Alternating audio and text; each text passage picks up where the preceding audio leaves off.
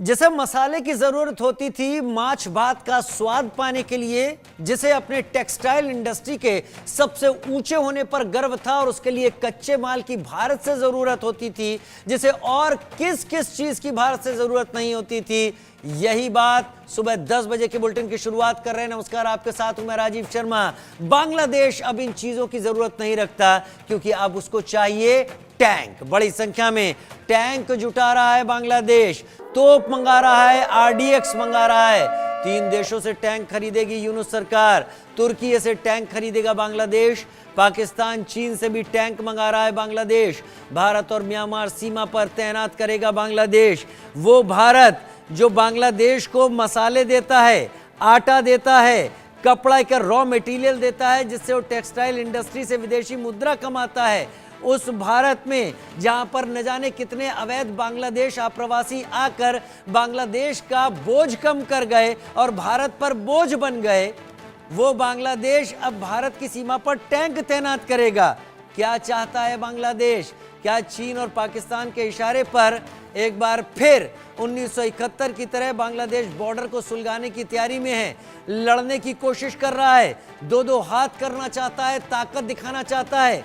कर ले और मंगा ले जितने भी टैंक मंगाने हैं, लेकिन खाने के लिए सामान, चावल, वो तो भारत से ही मंगाना पड़ेगा। मसालों का स्वाद लेना है वो भारत से ही आएगा।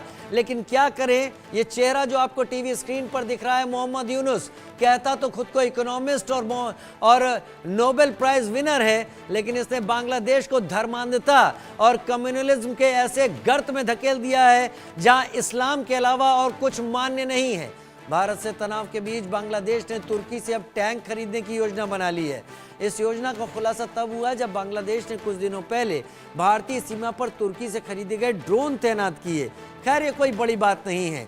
बांग्लादेश के उत्तर, पश्चिम और पूर्व में भारत है, दक्षिण में बंगाल की खाड़ी है। बांग्लादेश की करीब 270 किलोमीटर की सीमा म्यांमार से लगती है। ऐसे में इन टैंकों को भारत और म्यांमार से लगी सीमा पर तैनात करने की संभावना है। रिपोर्ट के अनुसार बांग्लादेश ने अपनी सेना के आर्मर्ड कोर के लिए 26 टैंक खरीदने के लिए तुर्की की फर्म ओटोकार ऑटोमोटिव वी सवनुना सुनाई एएस के साथ बातचीत शुरू की है। सूत्रों ने बताया कि तुर्की सरकार बोली लगाने और तकनीकी प्रस्तावों में मदद कर रही है। टैंकों की डिलीवरी 2025 में होने की संभावना है। ओटोकार कई तरह के टैंक बनाता है, इसमें अल्ताई भी शामिल है जो तुर्की सेना का मुख्य युद्धक टैंक है। ये 65 टन का है। अल्ताई टैंक अपने भारी भरकम वजन के कारण बांग्लादेश की परिस्थितियों के लिए भारी है। ऐसे में संभावना है कि बांग्लादेश तुर्की की इस कंपनी से आर्मो टैंक खरीद सकता है जिनका वजन 19 टन है। यह हल्का टैंक बांग्लादेश की गीली जमीन और दलदली इलाकों में मूवमेंट कर सकता है। वजन में हल्का होने के कारण इसकी कीमत में भी भारी मुख्य युद्धक टैंक से इसकी कीमत कम होगी। ये बांग्लादेश को एक भारी भरकम रक्षा खर्च से बचा सकता है। लेकिन रक्षा खर्च क्यों? जिस भारत ने बांग्लादेश को आजाद कराया, जिस भारत ने आज तक बांग्लादेश की तरफ मुंह उठाकर देखा नहीं, जिस बांग्लादेश ने भारत की इस भलमनसाहत का फायदा उठाकर भारत के अंदर आतंकवादी तक भेज दिए हुजी के और अपने अवैध प्रवासियों को भेज दिया, वहां भारत क्यों करेगा और वो क्यों भारत के खिलाफ तैनात करेगा? मोहम्मद यूनुस की गंदी सोच साफ नजर आती है।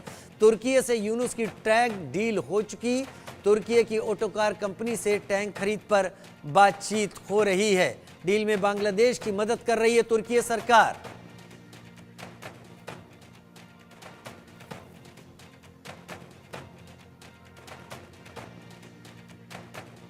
मोहम्मद यूनुस को आप देख रहे हैं इस वक्त अपने टीवी स्क्रीन पर।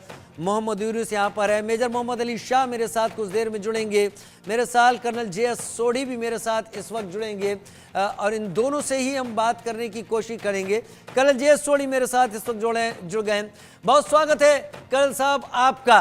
कर्नल साहब, आर्मी के ऑपरेशंस, आर्मी के मूवमेंट, ये बातचीत का हिस्सा कभी नहीं होते और बातचीत करके दिखाने की कोशिश का हिस्सा भी नहीं होते, लेकिन बांग्लादेश फिलहाल जो कर रहा है, मेरा सवाल बहुत बेसिक सा है। 1971 की आज़ादी के बाद ऐसा कभी नहीं हुआ। ये आपका भी अनुभव कहता होगा कि भारत ने फॉरवर्ड पोजीशन और अटैकिंग पोजीशन बांग्लादेश की तरफ कभी अपनी किसी डिवीज़न की लगाई हो या रखी हो। भारत ने बांग्लादेश के साथ दोस्ती ही निभाई है।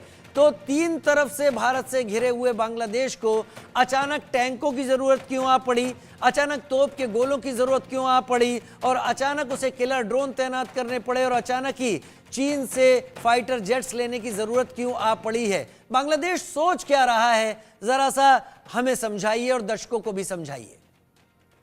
जय हिंद राजीव जी, ये मेरा सौभाग्य कि मैं आपके न्यूज चैनल में हूं। सबसे पहले आपको इंडिया न्यूज के सारे टीम को और सारे दर्शकों को नए साल की बहुत बहुत बहुत बहुत बधाई आपको भी कर्नल। राजीव जी, देखिए 1971 में जब भारत ने पाकिस्तान के दो टुकड़े किए, क्योंकि तब जिसे ईस्ट पाकिस्तान कहा जाता था, अब जिसे बांग्लादेश कहा जाता है, वहां पे पाकिस्तानी सेना इतना अत्याचार कर रही थी। 25 मार्च 1971 को जब उसने ऑपरेशन सर्च लाइट लॉन्च किया और लाखों की तादाद में बांग्लादेशी अपना जगह छोड़ के भारत में आए शरण के लिए, और तब भारत के पास कोई चारा नहीं था। और जब पाकिस्तान ने हम पे प्रीएम्प्टिव एयर स्ट्राइक्स की 3 दिसंबर को, तब भारत को वापसी जवाब में युद्ध शुरू करना पड़ा, और जिसकी बदौलत 13 दिन बाद ही 16 दिसंबर को बांग्लादेश एक नए राष्ट्र के रूप में उभरा। तब से लेके 5 अगस्त पिछले साल तक भारत ने कभी भी बांग्लादेश के खिलाफ अपनी सेनाओं को कभी तैनात नहीं किया। आपका आंकलन बिल्कुल सही है राजीव जी। मैं कई बार आपके शो पे आता हूं और मेरा नमन और सलाम कि आप एक ऐसे एंकर हैं जो बहुत पढ़ाई करते हैं और जो बहुत सही तथ्य को सामने रखते हैं। आपकी अंडरस्टैंडिंग बहुत अच्छी है मिलिट्री अफेयर्स के बारे में। बहुत शुक्रिया सर। आपने सही कहा, 1971 से लेके 5 अगस्त पिछले साल तक भारत ने कभी अपनी सेना को बांग्लादेश के ऊपर तैनात नहीं किया। भारत बांग्लादेश का 4096 किलोमीटर लंबा बॉर्डर, लेकिन हमारी कभी भी फॉर्मेशन इस लंबे बॉर्डर पे तैनात नहीं रही। लेकिन सब कुछ बदला 5 अगस्त पिछले साल को, जब शेख हसीना को अपना देश छोड़ना पड़ा। और उसके बाद जो हम पिछले 5 महीने में गतिविधियां देख रहे हैं, जिस तरह से दिन प्रतिदिन बांग्लादेश भारत के खिलाफ होते जा रहा है, और इसके पीछे जो पूरी ताकत है वो है पाकिस्तान चीन की।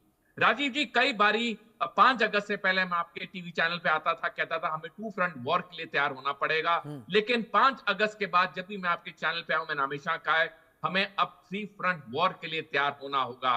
क्योंकि जिस तरह से बांग्लादेश अब पाकिस्तान और चीन के पूरी जकड़ में है, जिस तरह से वो ताबड़तोड़ हथियार खरीद रहा है, टैंक खरीद रहा है, आर्टिलरी की तोपें खरीद रहा है, ड्रोन खरीद रहा है, इसके सैनिक लक्ष्य हैं। जब बांग्लादेश को पता है कि भारत कभी भी उस पर हमला नहीं करेगा, तो क्यों वो इतनी बड़ी तादाद में सैनिक सामग्री खरीद रहा है? क्योंकि सीधा आंकलन ये है कि उसके सैनिक लक्ष्य हैं, और सैनिक लक्ष्य इसलिए हैं क्योंकि उसके पास पाकिस्तान और चीन का पूरा समर्थन है।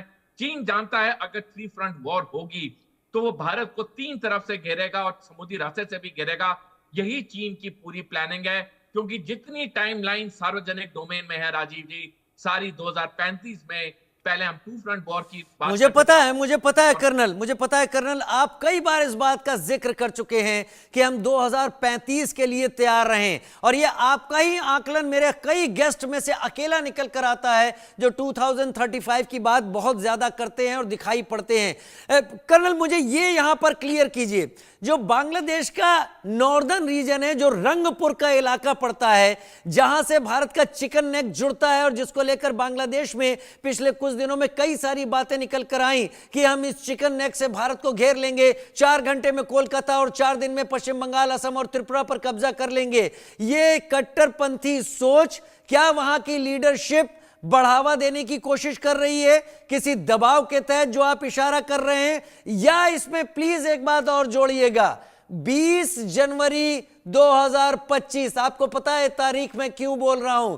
क्या इस तारीख के पहले पहले बांग्लादेश कुछ एज ले लेना चाहता है, क्योंकि आगे उसे ऐसा लग रहा है कि उस पर प्रेशर पड़ना लाजमी है? राजीव जी, पहली बात तो 20 जनवरी 2025 से पहले बांग्लादेश भारत के खिलाफ कोई ऐसी कार्रवाई नहीं करेगा, क्योंकि उसे पता है उसे मुंह तोड़ जवाब देगा।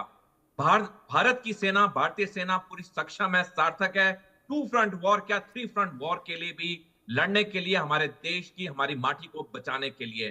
तो ये गलत धारणा बांग्लादेश को निकाल देनी चाहिए। हाँ, 20 जनवरी 2025 का जो आप डेट कह रहे हैं वो इसलिए महत्वपूर्ण कि उस दिन डोनाल्ड ट्रंप अमेरिका के 47वें राष्ट्रपति पद की शपथ लेंगे, और डोनाल्ड ट्रंप कई बारी ट्वीट कर चुके हैं कि जो बांग्लादेश में हो रहा है, जो हिंदुओं पे अत्याचार हो रहा है, जो हिंदुओं के मंदिर तोड़े जा रहे हैं, ये गलत है। और बांग्लादेश अंदर से जानता है कि जब डोनाल्ड ट्रंप सत्ता में आएंगे तो उनकी पहली कार्रवाइयों में से एक कार्रवाई होगी बांग्लादेश पे कार्रवाई करना, एक्शन लेना, ताकि ये जो गलत वारदातें वहां हो रही हैं हिंदुओं के खिलाफ, हिंदू मंदिरों के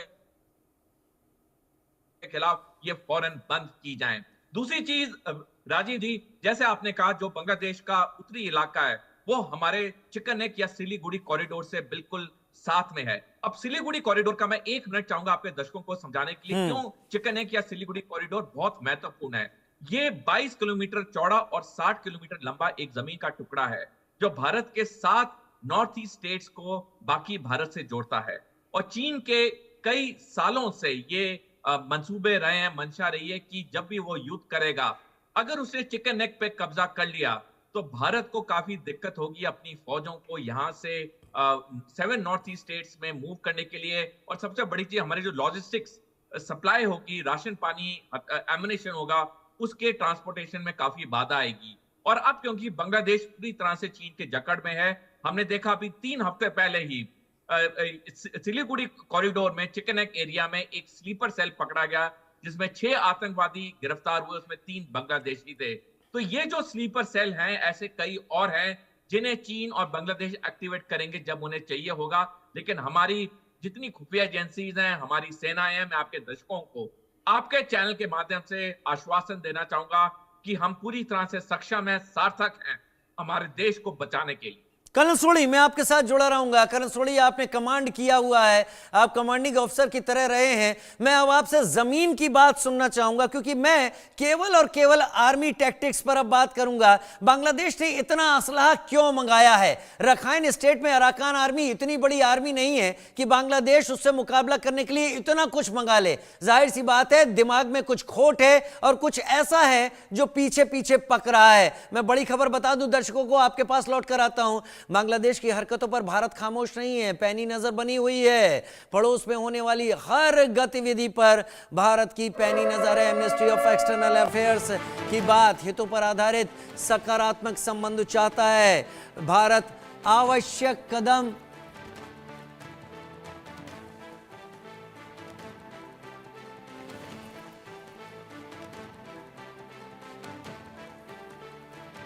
कदम उठाए जाएंगे। एमईए ने यहां पर यह बात कही है। तुर्की से टैंक खरीदने के बारे में पूछने पर विदेश मंत्रालय ने कहा, पिछले दिनों भारत के विदेश सचिव बांग्लादेश गए थे और वहां उनकी बैठक भी हुई थी। हमने साफ तौर पर कहा है कि भारत एक लोकतांत्रिक, स्थिर, शांतिपूर्ण, प्रगतिशील बांग्लादेश का समर्थन करता है। हम परस्पर हितों पर आधारित सकारात्मक संबंध चाहते हैं। जहां तक सुरक्षा से जुड़े मुद्दों का सवाल है, तो हम पड़ोस में होने वाली हर गतिविधि पर नजर रखते हैं। जो भी